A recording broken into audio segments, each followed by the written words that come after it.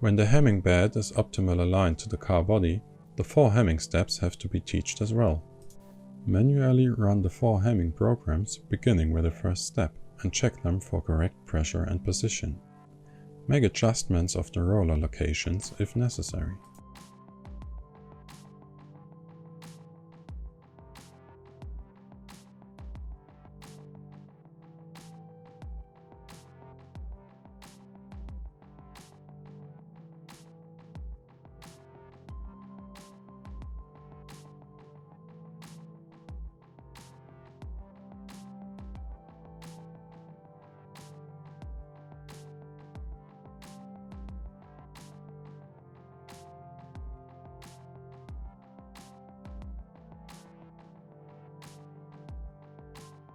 Once all hemming steps have been adjusted, the hem check has to be commissioned.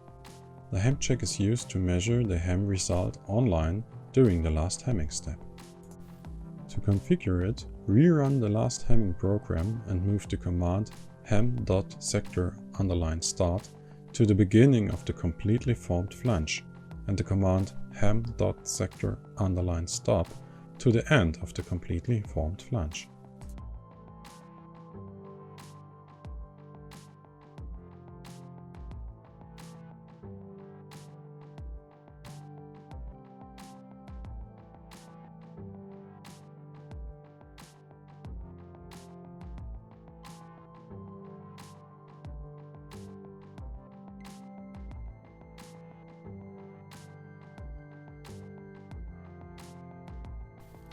Run the program again and check the views for Sector 1 and Sector 2 that can be found in the project tree.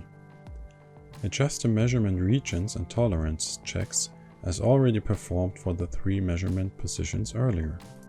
When finished, upload the Vision Element 3 project to the Vision Scanner 2 and test the process without a car body present by activating the Ghost Run.